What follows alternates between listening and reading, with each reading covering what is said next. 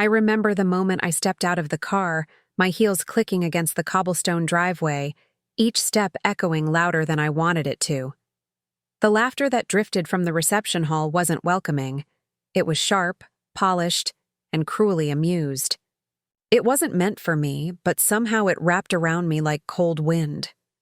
I straightened my shoulders, gripping my clutch tighter. I could almost hear them whisper before I even reached the entrance. She came alone? Didn't she use to date the groom? The sting of their voices was like déjà vu, a wound I thought had long healed. But no. Tonight it felt raw all over again. It wasn't just any wedding. It was Ethan's. The man who once held my hand and promised me a future. The man who had kissed my forehead and said I was the only one he'd ever love. Now, he was marrying someone else. And worse, everyone in that room knew the story. They knew how he left me, how quickly he replaced me. They knew I wasn't supposed to show up, but I did. Because somewhere deep inside, a part of me needed to prove that I could face my past without falling apart. The hall shimmered with white and gold, elegant and smug all at once. Chandeliers hung like frozen raindrops, flickering against marble floors. Every table was lined with roses and crystal glassware, the kind of perfection that felt rehearsed. I stood in the doorway for a moment, invisible in my own storm of nerves. And then I saw him. Ethan. He looked almost exactly as I remembered, confident, smooth, wearing that same half-smile that used to make me melt. Only now it made me sick. His hand was resting on her waist. Her, the woman he left me for. The bride looked radiant, glowing in the way only people who've won believe they deserve to.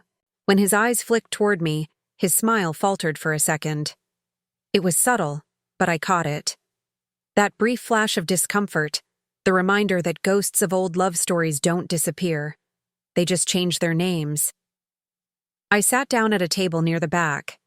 The ones who had once been my friends avoided eye contact, too polite to invite me, too guilty not to notice me.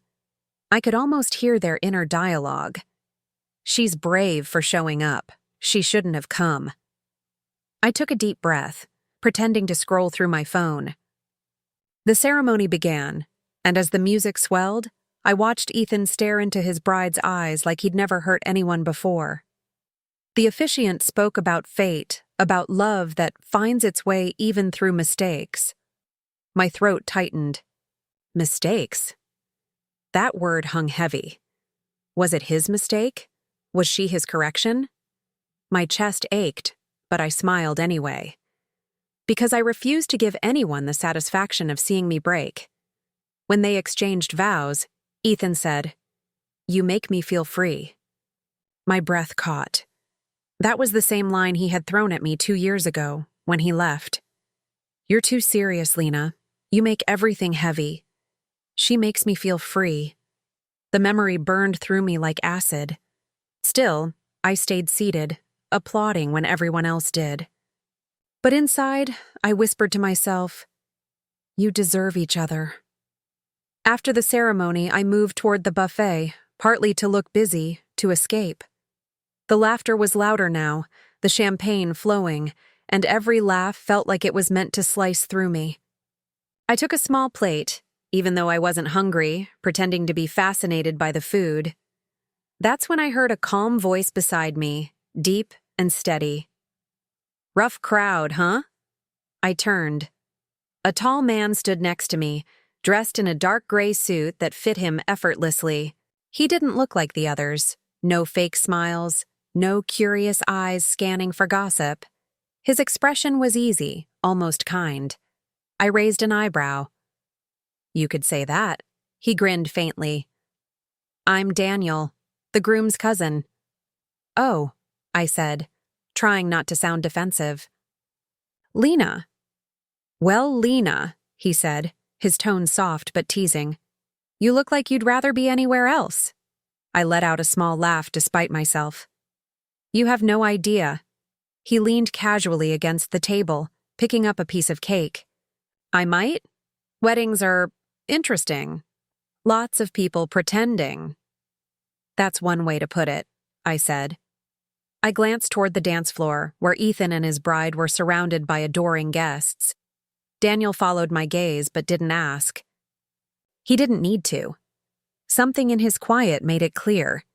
He understood what silence meant. For the first time that evening, I felt like I could breathe. As the music changed, couples began filling the dance floor.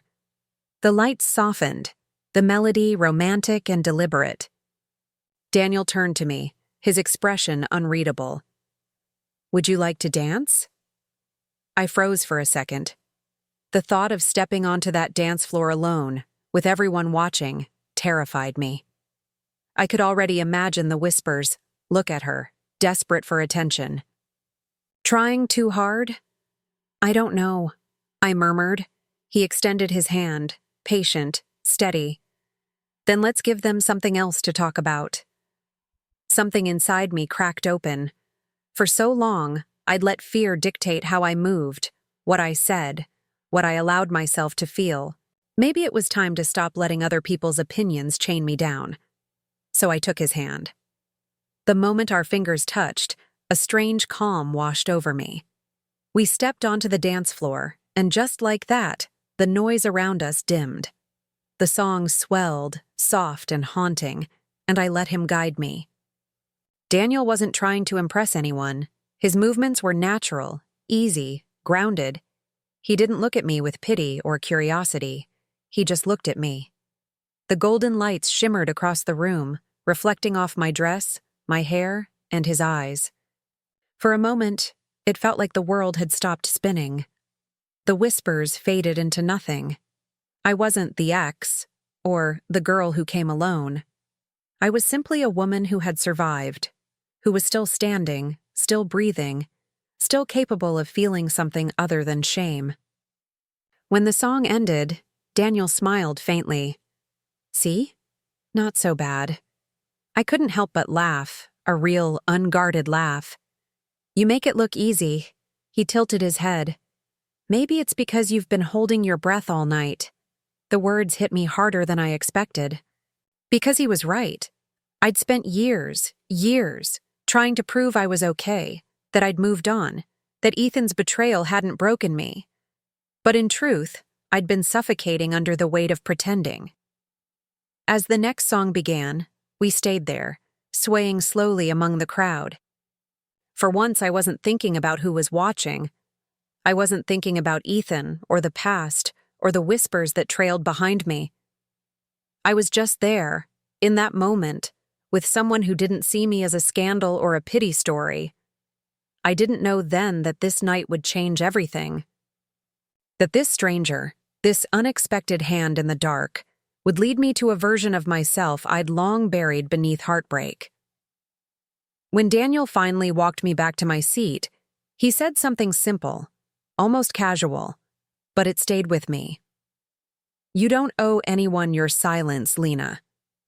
"Not anymore."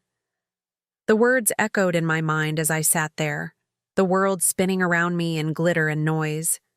Ethan and his bride posed for photos, their smiles too perfect to be real. And all I could think was how strange it felt to be free, truly free, from a story that once defined me. As the night went on, I caught my reflection in a mirror near the bar. I looked different, stronger maybe. Or maybe I was just seeing myself clearly for the first time.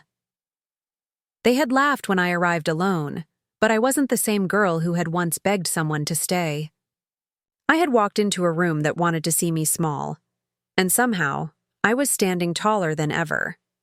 Little did I know, the real story hadn't even begun.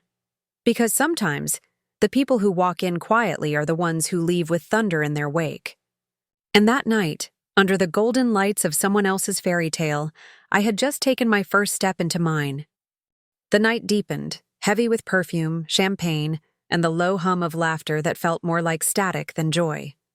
The fairy lights above glowed softly, casting golden halos over people who seemed too perfect to be real. I sat at the corner table, half hidden by the floral centerpiece, my untouched drink shimmering under the lights. I had survived the ceremony, but as the dinner began, something in me knew the worst was still coming. I tried to focus on anything else: the clinking glasses, the violinist in the corner, the distant buzz of polite chatter. But my eyes kept drifting back to the couple at the head table. Ethan looked radiant, as if the world had aligned just to crown him in light. His bride, in her lace gown, glowed beside him, her laughter like bells that everyone else seemed eager to echo. They looked like a painting, beautiful, still, untouchable. And yet, I knew every flaw beneath those smiles, every lie that had built that picture-perfect moment.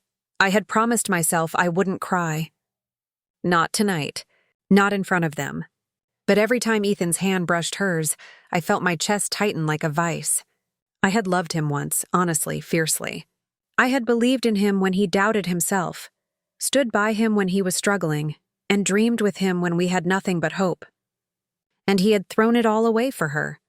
I used to think betrayal came with a warning, that you could see it in someone's eyes, or feel it in the silence before the storm.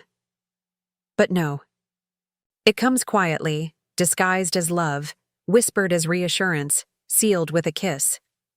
The music faded, and suddenly, the bride stood up. She glided toward the microphone, holding her glass high. Her voice was soft, confident, sweet in that deliberate way that women use when they know every word is a dagger wrapped in silk. "Before I met Ethan," she began, "I was lost. And then he showed me what real love looks like." She paused dramatically, scanning the crowd. Even when others tried to hold him back, he knew I was the one. The audience chuckled, unaware, or pretending not to be aware, of the poison in her tone. My heart stopped for a moment. Others tried to hold him back. Everyone knew who she meant. She didn't say my name, but she didn't have to. Every woman at that table turned slightly toward me, curiosity flickering in their eyes. Every man looked down, suddenly too polite to stare. I gripped the stem of my glass so hard I thought it might shatter. Then Ethan rose, taking the mic from her hand. "We've all made mistakes in the past," he said, smiling gently, as though he were confessing to something noble. "But every mistake led me here, to my soulmate." The applause erupted like thunder. I sat perfectly still, my smile brittle and fixed. But inside something cracked. My ears rang. My vision blurred around the edges. It was as if the walls were closing in, the chandelier lights turning into shards of glass. And then, just to seal the humiliation, someone at my table leaned over to whisper, loud enough for me to hear. "Remember when she used to follow him everywhere? Guess she learned her lesson." The laughter that followed felt like knives. My hand trembled as I set down my fork, the clatter piercing through the noise. I could feel heat rising to my cheeks, shame crawling up my throat. For a split second, I thought about leaving quietly, disappearing, pretending it didn't matter. But then I felt it. A warm hand on mine. Daniel. His touch was steady, grounding. "You don't have to sit through this," he murmured. I looked at him. His eyes weren't filled with pity, but with something else. Understanding. It was the first real kindness I'd felt all night, and somehow that made the tears sting even more. Something inside me snapped. I wasn't going to let them define me with their laughter. I wasn't going to sit there and absorb their cruelty in silence. I pushed back my chair, the sound slicing through the chatter. Conversations halted. Dozens of eyes turned toward me, expectant, hungry. I could feel Ethan's stare, nervous now, uncertain. I stood tall, even though my knees trembled. "Congratulations," I began, my voice trembling but loud enough to carry. "I just wanted to say something." The room fell silent. The bride's smile faltered. I could see her fingers tighten around her glass. I took a deep breath. "Sometimes people lose something real," I said slowly, "because they mistake comfort for love. I hope you never realize which one you chose."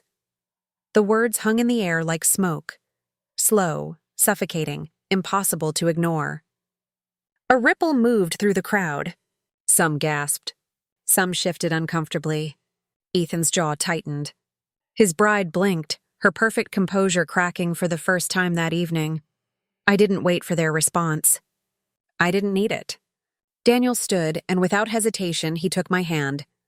Together, we walked out through the sea of shocked faces, past the whispers, past the lights, past the life I had once begged to keep. The moment the doors closed behind us, the cool night air hit my skin like freedom. I could still hear the faint echo of music inside, muffled and distant, but it no longer held power over me. The garden was quiet, the scent of roses thick in the breeze. Daniel didn't say anything at first. He just let me breathe. Finally, he spoke. "That took guts," I let out a shaky laugh. "I didn't plan it. I just couldn't stay quiet anymore." "Sometimes silence is overrated," he said, his voice low, calm, sincere.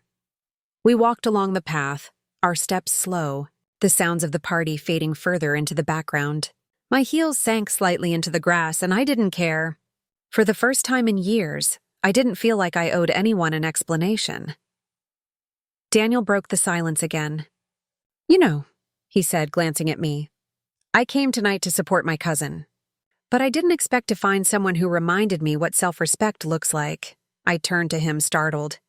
"You barely know me," he smiled faintly. "Maybe, but sometimes you recognize strength when you see it." I didn't know what to say. So I just looked up at the sky, the stars blurry through my unshed tears, and let the silence fill with something other than shame.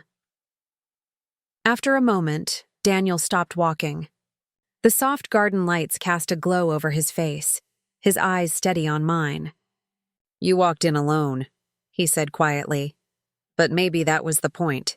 So you could walk out with someone who actually sees you." My heart stuttered. I didn't know how to respond. No one had ever spoken to me like that. Not as a broken woman, not as someone to fix, but as someone seen. His words sank deep into the hollow places inside me that I'd been patching for years. I didn't realize I was crying until he gently brushed a tear from my cheek. "You okay?" he asked softly. I nodded, barely holding my composure. "Yeah," I whispered. "For the first time in a long time, I think I am." We sat on a stone bench near the edge of the garden, surrounded by the distant hum of laughter and clinking glasses. I could see the ballroom through the glass windows, Ethan pretending nothing had happened, the bride forcing her smile, the guests trying to reset the mood. But it was too late. The spell had been broken. I took a deep breath. You know, I thought coming here would make me feel small, like a shadow in someone else's story. Daniel tilted his head. "And now?" I smiled faintly. "Now I think I just closed the chapter I was never brave enough to end." He looked at me for a long moment before nodding. "Then that's the best ending you could have written." For a while, we just sat there in silence, watching the night wrap around us. Somewhere, in the distance, fireworks began to bloom, planned for the couple, no doubt. But somehow, they felt like they were meant for me. Each spark reflected in Daniel's eyes, and I thought about how strange life could be. You spend years chasing someone's approval, only to realize the person you needed to believe in was yourself. That night, as we walked away from the noise and into the quiet, I didn't feel like a woman scorned. I felt like a survivor.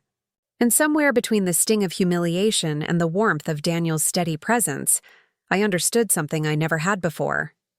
Revenge isn't always loud. Sometimes it's simply walking away with your head held high, while the people who broke you are left to choke on their own perfection. And as we disappeared into the night, his hand still in mine, I knew one thing for certain. I had come to that wedding to face my past, but I was leaving it behind forever. The weeks that followed the wedding felt strangely quiet, like the aftermath of a storm that had shaken everything loose inside me. The world outside carried on. People got married, had children, went to work. But within me, something fundamental had shifted. For the first time in years, I wasn't chasing closure. I already had it.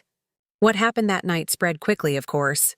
Weddings were fertile ground for gossip, and my dramatic exit was just too delicious for small minds to ignore. I heard the whispers through mutual acquaintances, how I made a scene, how I ruined the perfect evening, how I still wasn't over him. but for once I didn't feel the urge to defend myself. I had spent too long explaining my pain to people who only wanted to hear their own version of my story. Let them talk. I was done performing my heartbreak for an audience that never cared about the truth. In the weeks that followed, Daniel texted me, not in the way people do out of obligation, but with the kind of quiet consistency that feels like sunlight after a long winter. Our first coffee wasn't meant to be anything more than a thank you. We met at a small cafe downtown where the scent of espresso and cinnamon lingered in the air. He smiled when I arrived, that same calm, knowing smile he had worn the night of the wedding. There was no tension, no awkwardness, just two people sitting across from each other, talking about everything except the night that brought them together. He told me about his work as an architect, about how he loved designing spaces that made people feel something. A home should be a feeling before it's a place, he said, stirring his coffee. I told him I used to write, short stories mostly, but stopped after Ethan told me I was wasting my time. Daniel leaned forward then, his eyes soft. You should start again. Some people build homes out of words, too. I didn't know how to respond. Compliments used to make me shrink, but with Daniel, they didn't feel performative. They felt safe. Over the next few weeks, we met again, sometimes for coffee, sometimes for walks. It wasn't romantic at first. It was human, healing. There was something deeply grounding about him. He didn't ask for details about Ethan or the wedding. He just listened when I spoke and sat beside me when I didn't. But this story isn't about him.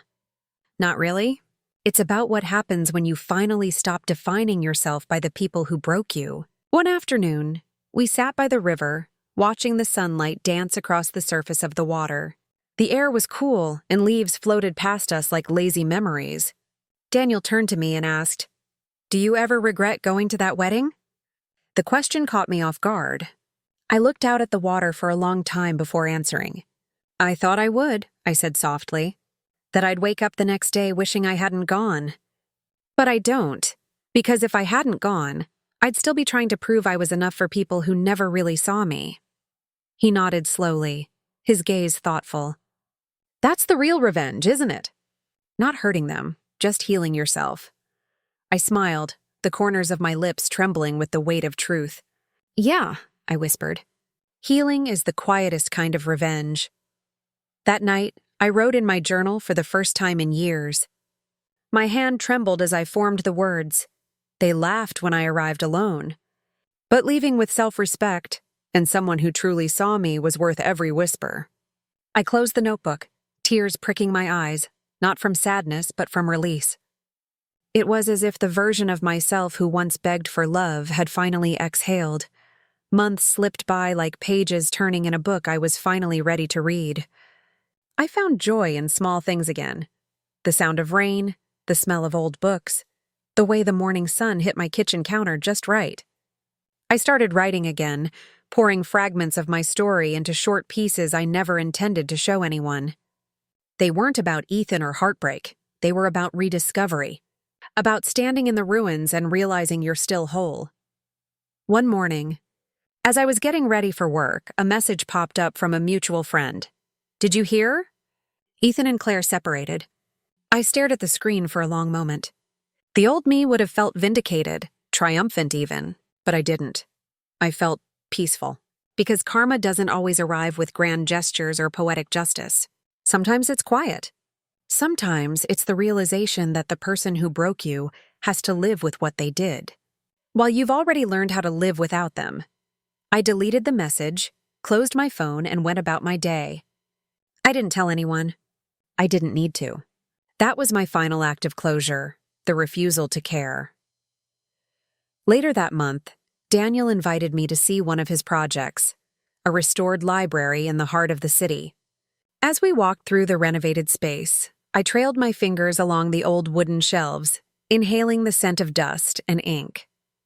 It's beautiful, I said, looking up at the high arched ceilings. He smiled. It took a while, but it was worth it. The old structure had cracks. We couldn't just cover them up. We had to rebuild from the inside. His words struck me deeper than he probably realized, because that's exactly what I had been doing, rebuilding from the inside. Not patching over the cracks, but learning to live with them, to let the light in through the places I once tried to hide. A few days later, I passed by a wedding venue on my way home. It was dressed in the same kind of flowers and fairy lights as Ethan's had been. For a moment, I stood there watching another bride walk toward her future, her dress shimmering under the lights. And instead of pain, I felt gratitude. Gratitude for the heartbreak that broke me open, for the humiliation that taught me dignity, for the loneliness that introduced me to strength. I smiled quietly to myself and kept walking. People still occasionally bring up that wedding. Someone once asked, "Don't you regret what you said that night?" I looked them in the eye and answered, "No." Because that was the first time I told the truth out loud. The truth is, revenge doesn't always look like winning. Sometimes it looks like peace. It looks like waking up without bitterness. It looks like you no longer need the apology you'll never get. It looks like standing in front of a mirror and recognizing yourself again. Daniel and I remained close, our friendship steady and uncomplicated. Whether it would ever become something more didn't matter. What mattered was that he had appeared in my life not as a replacement, but as a reminder that not all endings are losses, and not all love stories are romantic. Some are about the love you rebuild with yourself. As the seasons changed, so did I. The laughter that once haunted me now echoed like background noise in someone else's story. The woman who walked into that wedding alone no longer existed. In her place stood someone who understood that dignity is its own form of revenge. That self-respect is louder than any public humiliation. That walking away whole is more powerful than walking away victorious. Sometimes, late at night, I reread that journal entry, the one I wrote the night I saw Ethan for the last time. The ink has smudged in places from old tears, but the words still carry the same weight. They laughed when I arrived alone. But leaving with self-respect and someone who truly saw me was worth every whisper. And as I close the notebook each time, I smile, knowing that I no longer need to write about the pain. The story is no longer about what was taken from me, it's about what I reclaimed. Because that's the thing about revenge. It isn't always about getting even. Sometimes it's about getting free. And freedom, I've learned, is the most beautiful ending of all.